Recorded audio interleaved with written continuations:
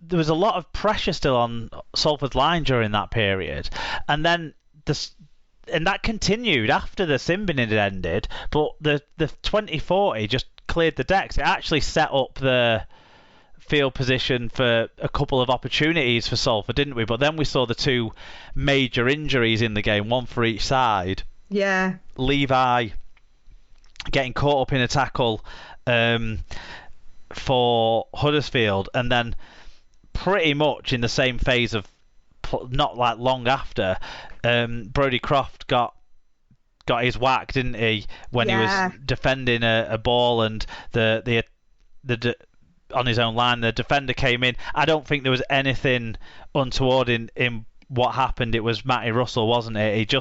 He actually looked like he tried to stop himself when he realised like he wasn't going to make that. The play had moved away from where he was going to be ready to run in and jump on, and then he actually looked like, well, Croft's tackled, so I'll try and step out of it, but he didn't, because Croft was fighting to get in the field of play to not have to have a dropout. And then Croft was actually absolutely sparked out. There was an argument to say Croft knocked on and Huddersfield might have scored there, but contact with the head means I think that argument goes out of the picture, even though it was very much accidental contact with the head. But yeah, big holes for both teams to fill there. Salford lost, you would argue, their best player, but they had a deputy on the bench in Chris Atkin, who's going to have to fill that role against St Helens as well. He would have been there to play some minutes in a utility role, wasn't he? But he ended up having to play a full half as a halfback. Levi, I think that meant a bit more of a reshuffle for Huddersfield, because they didn't carry O'Brien on the benches this one. They put Will Price on, didn't they? Yeah. And so it meant Russell had to go in at dummy half. I've got to say, I've not seen Russell play at hooker before, so I don't know, but it definitely impacted the timing of things. And Price is an individual player, not a team player necessarily, so that doesn't work well with Theo Farge. I think Russell and Farge work a lot more better, even though they didn't do so in the first 35 minutes of this match. But it certainly disrupted what was already a clunky attack for Huddersfield. Yeah, I mean, and one thing I think I tweeted during the match is that I don't think Salford actually have an overrated player in their team, but the sum of their parts is so much greater than their individuals. And that's not to say that I think that their individuals are particularly poor, but a lot of teams you'd look at and, various people say, oh, he's overrated or whatever, but I don't think you can argue that with Salford at all. No, I agree with what you're saying. It's certainly in the team that's being played at the moment. They're all playing to, I think, their maximum potentially, but it's really good to see. Obviously, there was the try off the scrum for Joe Burgess. He had another chance off a really good kick from Sneed, didn't he? That just evaded him. It felt like Huddersfield never really quite created the same calibre of opportunity in the match, and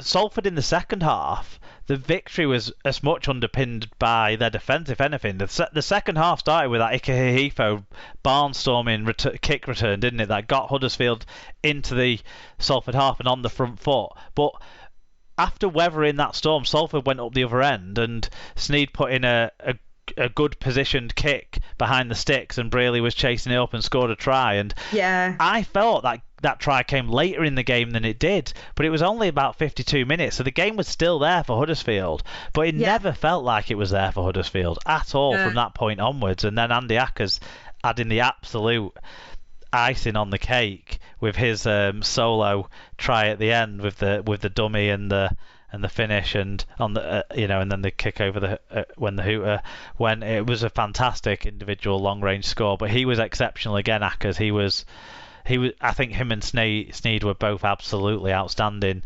for Salford. And then we need to talk about some of the defensive efforts, don't we? Yeah, massive tackling going on. The two that we mentioned weren't the only ones to get into the 40s in the tackles for Salford, but Taylor looked absolutely knackered for the last 20 minutes, and yet he was still there every time making the play. No, I like Taylor as a player. I think he's very committed defensively, but in a good way. He's not trying to, have a scrap or anything. He's trying to make the tackles. Yeah, exactly. And he knows that part of his responsibility is doing the tackling for some of the other people. So, covering a bit for your halfbacks and that sort of thing. Yeah. He does realise that he does recognise that that's part of his role in this team. Him and Shane Wright's role was to tackle. Watkins put in a lot of tackles too. But yeah, I thought it was a really good team performance by Salford, and a really did someone say ending on a whimper? Did Stevie say something along those lines? Yeah. I think that absolutely sums up how Huddersfield played. But just Salford hit the game running, and Huddersfield can't deal with that when they're getting beaten in the game. They're not a team that's going to chase you down when you're playing well. No, yeah.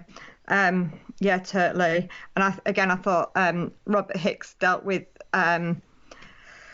some potential for kicking off. He did make me laugh when he turned around and said, I'm the referee, you're the players, get on with it. I appreciate it's a big game, but, just play it and shut up, basically. And again, though, he gave them leeway in terms of, I think there was a couple of instances where he probably could have been a bit more...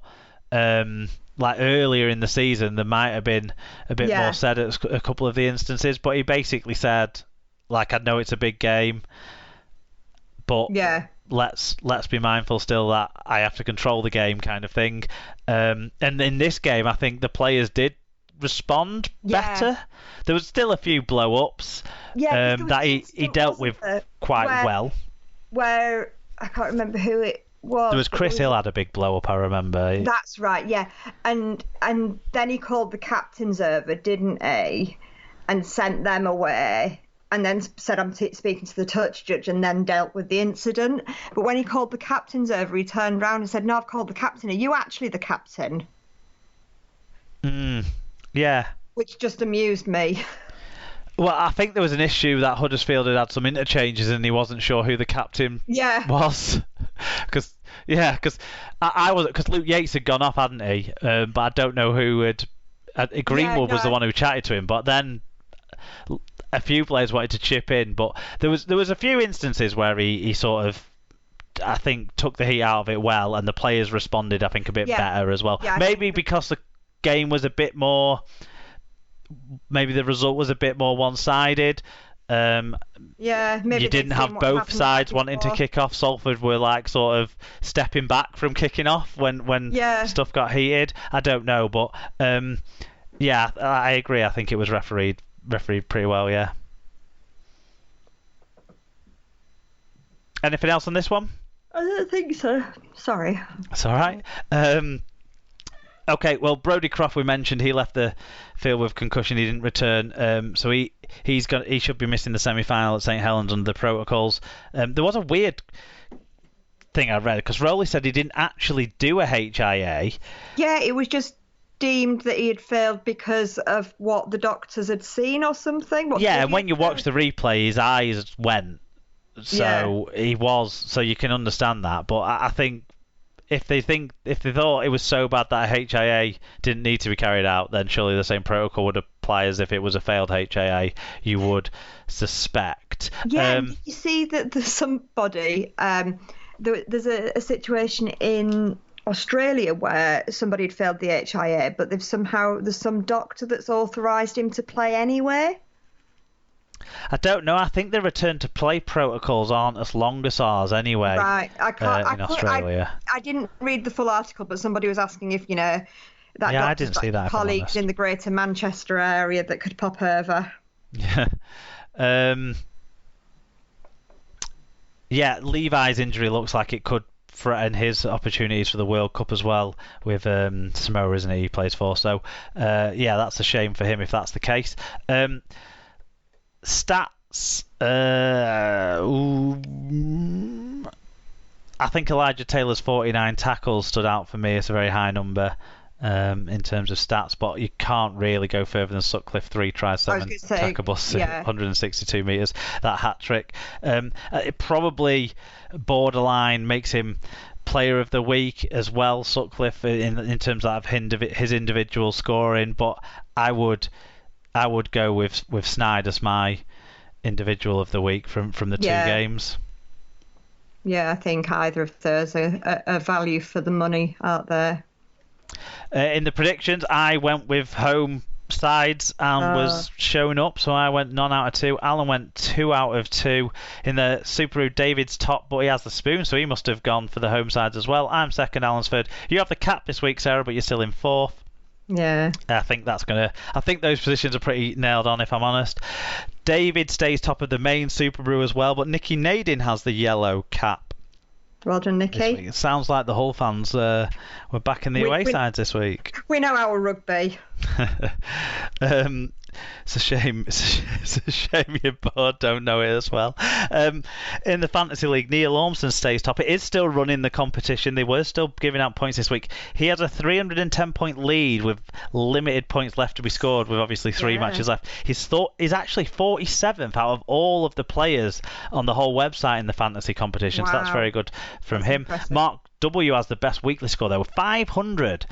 He was in the top 10 this week of the whole competition with that 500. I think 500 when only 4 teams were playing. That's phenomenal, because like 700 is a ridiculous score in normal weeks, but with only 2 matches. Yeah, I know, and it's having the awareness to make sure you've got transfers anyway. If you're lucky enough to have transfers left, you could make your changes and put the players in, and also risking doing that this week rather than waiting for next week when there's another 2 get. I thought they did very well with that score.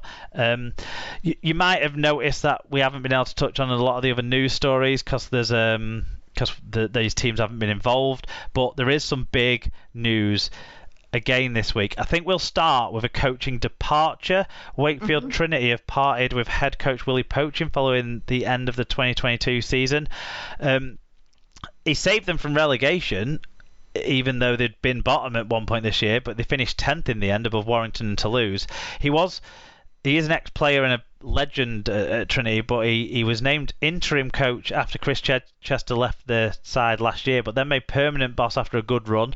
But obviously they've decided to go a different way now. Assistant coach Francis Cummins has also left Trinity. Sounds like inexperienced youth team coach Mark Applegarth, is that his name? Who's been on Sky as like the assistant at the interview a few times during the game this year. It looks like he's in the favourite in the front running, which some people might say is a cheap option, but it's an option that's worked very well for Wigan this year. Yeah. In promoting from within, so I can't write it off as an option for Wakefield to follow as well. Funds aren't going to be abounding, are they? No, and you can't imagine the flush with cash when the main money is going to be going on the stadium. I don't know why they felt a change was necessary. He clearly galvanised the side at the end of this season with the run of form they've been on. I'm shocked actually to see that at this stage, after the season's done, after they've avoided relegation, and not just sort of they've avoided it by a significant enough amount. Yeah. At one point you thought it could almost come down to last match of the season, and all sorts. But actually, they've done it, and they've done it well, haven't they? Yeah, they were like convincing. They've gone all the way to 10th. They had 20 points by the end of things. Yeah. I think, it's a bit of a surprise for me. Other line out of Wakefield today, Jai Whitbread signed a new 3-year contract with the club after impressing this year. I think he might have won some of the awards at the club's awards, but I think he's been decent in that run as well at the back end of the season. Definitely, yeah. It surprises me. It's a weird one, but the club's decided to move on from poaching. Another club that have made their decision on how they're moving on is your club, Sarah. So Hull FC have appointed former Hull KR boss Tony Smith as head coach. The 55-year-old replaces Brett Hodgson. Smith's older brother Brian spent 2 years in charge of Hull FC between 1988 and 1990. The former Huddersfield, Leeds and Warrington coach becomes the first man since Steve Crooks in the late 1990s to have coached both Hull sides. Has any coach gone straight from one to the other since for some time though? That's pretty big, isn't it?